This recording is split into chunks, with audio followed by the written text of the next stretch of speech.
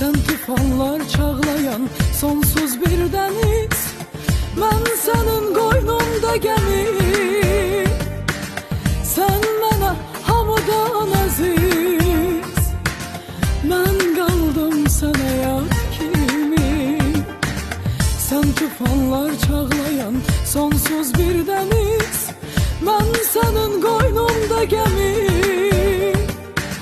Sen mənə hamıdan əziz, mən qaldım sənə yar kimi.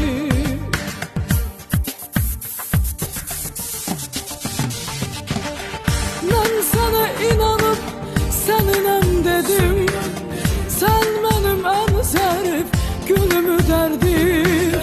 Mən sənə ömrümü, günümü verdim, sen mənə kədərdən başqa nə verdin?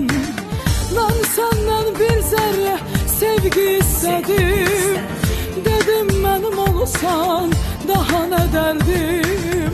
Mən sənə ömrümü, günümü verdim, sen mənə kədərdən başqa nə verdin?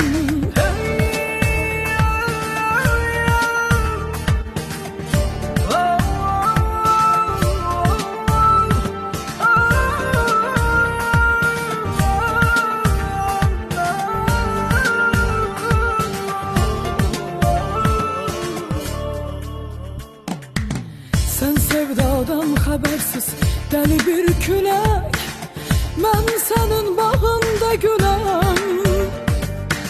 Sənlə nələ dönüb ürək, çətin ki bir də mən güləm. Sen sevdadan xəbərsiz dəli bir külək, mən sənin bağında güləm. Sənlə nələ dönüb ürək, çətin ki bir də mən güləm.